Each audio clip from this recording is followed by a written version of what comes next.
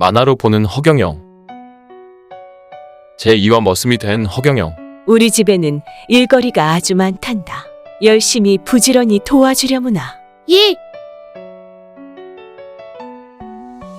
집안일뿐만 아니라 전쟁으로 폐허가 된 마을을 다시 세우는 일도 도와야 했다. 젊은 청년들은 전쟁터의 군인으로 징집되어 죽고 말았기 때문이다. 1950년 대만에도 환경이 좋아 호랑이를 봤다는 사람들이 종종 있었다. 경영아, 장작 다 떨어졌다. 산에서 땔감 좀 베어와라. 네 어머니. 호랑이는 절벽이 많은 곳을 좋아하고 그런 곳에서 호랑이를 봤다는 소문이 많았다. 볼 수 있을까 잔뜩 기대하고 왔는데 전혀 안 보이네. 책 시시해. 그 대신 산속에는 625 전쟁에 자네들인 군인들의 철모나 탄피들이 굴러다녔다. 전쟁이 바로 어제 일처럼 가깝게 느껴졌다. 땔감은 모르지기 솔방울이 최고인지라 불도 오래가고 그 향이 너무 좋거든. 허경영은 양어머니를 기쁘게 해드리고 싶어 솔방울을 따곤 하였다. 하루는 나무에서 떨어지고 배가 찢어졌고 한 달 동안이나 아물지 않았다. 절벽에서 떨어지다가 죽을 뻔한 적도 있고 풀을 따다가 독사한테 물려 기절한 뒤 2시간 만에 깨어나기도 하고 벌들을 피해 시냇물로 도망쳤지만 결국에는 쓰여서 일주일 동안 사경을 헤맨 적도 있다. 하지만 허경영은 이런 위험한 곳에서 자랐기에 더욱 건강해졌고 강하게 자랄 수 있었다. 허경영이 6살 때의 일이다. 경영아, 빨리 와보거라. 네 아버지. 시장에서 병들고 죽어가는 송아지를 한 마리 샀다. 가격이 매우 쌌거든. 내가 잘 보살펴서 건강하게 만들어주면 좋겠다. 알겠지? 앞으로 잘 부탁한다. 내가 맛있는 소죽을 끓여줄게. 하지만 한 가지 문제가 있었다. 송아지야, 밥 먹을 시간이다. 밥 먹어. 안 돼, 그러지 말고 좀 먹어봐. 그리고 며칠 뒤 이러다 죽겠어. 그래, 어미소랑 헤어지고 억지로 끌려왔는데 밥맛이 좋을 리가 없지. 나도 어머니와 헤어지고 그랬으니까 내가 너무 내 입장에서만 생각했구나. 내가 어미소보다 더 잘해주지 않으면 안 돼. 경영아, 밥 무라. 오늘 이 한 그릇으로 버텨야 한다. 더 달래도 없어. 그래, 바로 이거야. 여물에 비벼줄 테니 보리밥 한번 먹어볼래? 우와, 드디어 먹었어. 하하하하, 뭐야, 이 녀석 보리밥을 좋아하는 거구나. 그 뒤로 허경영은 항상 자신의 밥을 덜어 소에게 주었다. 밥은 더 받을 수 없어서 항상 배고프고 모자랐지만 소가 살찌는 게 더 즐거웠다. 허경영의 정성으로 이 소는 건강을 되찾고 살도 찌기 시작했다. 솔나무 가지를 꺾어다가 등을 긁어주면 기분 좋아했다. 그리고 털이 깨끗해지고 윤기가 났다. 이렇게 허경영과 소는 둘도 없는 친구가 되었다. 등에 올라타 살을 맞다 하면 서로 어떤 기분이고 생각을 하는지 모두 전해져 왔다. 애구구, 그렇게도 좋니? 숲속에만 오면 좋아서 날뛰는구나. 그래, 숲은 좋아하니까 이름을 밀림이라고 하자. 밀림아.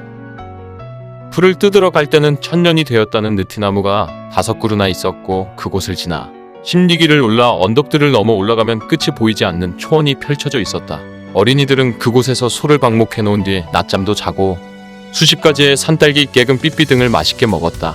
삐삐란 것은 억새풀의 새순을 말하며 맛이 아주 고소한데 그것을 뽑을 때 삐 소리가 나서 그런 별명이 붙여졌다.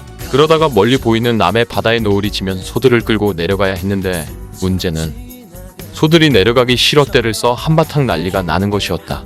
하지만 허경영의 소는 달랐다. 너희가 먹는 밥을 조금 덜어다 소한테 줘봐. 그럼 말을 잘 들을 거야. 산에서 내려가도 일은 끝나는 것은 아니었다. 양아버지가 일을 시키기 위해 눈을 부릅뜨고 기다리고 있었기 때문이다. 빨리 오지 못해. 바깥타야 하는데 느림보 송아지 같으니라고. 밀림이는 채찍질 당하며 밭을 갈았고 그때마다 눈물을 흘리며 허경영을 쳐다보았다. 이것은 구해달라는 신호였다. 하지만 머슴에 불과한 허경영은 아무것도 해줄 수가 없었고 가슴이 찢어지듯이 아팠다. 밤이 되면 밀림이를 보듬어주고 같이 잠이 들었다. 허경영도 머슴일을 하다가 다친 곳이 많았는데 신기하게도 진주에게 상처를 갖다 대면 통증이 가라앉았다. 매서운 눈보라가 치는 한겨울이 되어도 밀림이와 함께 잠을 자면 따뜻했고 외롭지 않았다.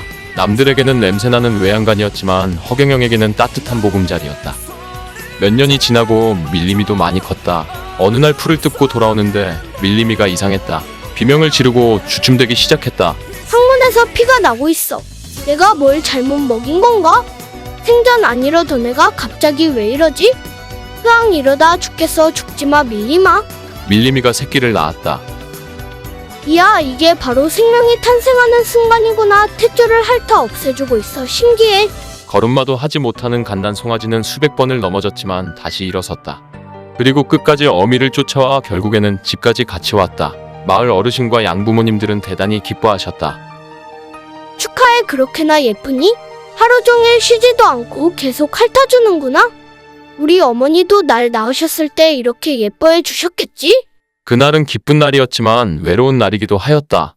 어머니가 보고 싶으면 산을 올라갔다. 가는 길에 예쁜 나무나 꽃들이 있으면 뽑아서 어머니의 무덤을 형형색색의 꽃으로 장식해드렸다. 모범생이었던 허경영은 학교에서도 상장이나 표창장을 자주 받았고 그런 날이면 어김없이 어머니의 무덤을 가져와 보여드렸다. 엄마, 저 상 받았어요. 앞으로도 열심히 할게요. 더 열심히 살아야 돼. 허경영은 한겨울에도 추위를 참고 나무를 하러 다녀야 했는데 어느 날은 내려오는 길에 소의 시체가 있었다. 아, 이웃집 소다 산짐승한테 당했나 보다. 불쌍하기도 하지. 좋은 곳으로 가려무나? 내가 땅에 잘 묻어줄게. 그때 갑자기 영양실조에 걸린 마을 사람들이 생각났다.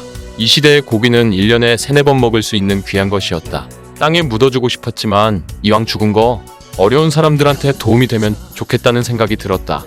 결국 친구들과 함께 소를 마을까지 가지고 온다. 소를 끄녀 허경영 덕분에 일주일간 배부르게 먹고 뼈까지 갈아서 국을 끓여 먹으니 가루 한 점 남지 않았다. 그렇게나 먹을 게 귀했고 음식을 소중히 하였다.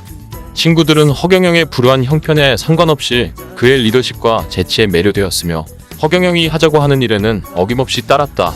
숲속에서 놀다가 꽁알이 10개가 발견된 적이 있었는데 허경영이 말려 아무도 손댈 수 없었고 개구리나 벌레를 밟아 죽이며 노는 애들은 허경영에게 호대의 혼이 나야 했다. TV, 컴퓨터, 핸드폰 아무것도 없던 시절 아이들은 무엇을 보고 자랐을까? 마을 어르신들의 전래동화나 떠돌이 유랑극단, 항상 공연 중에 약 파는 사람들이 있었다. 그리고 아주 가끔씩 천막으로 된 가설극장이 세워졌는데 마을 사람들이 모두 흙바닥에 앉아 영화를 보았다. 아이들은 상상을 부풀려가며 스스로 재밌는 이야기를 만들었고 바위 위에 올라가 연극이나 연설을 하며 이야기 속의 주인공이 되곤 하였다.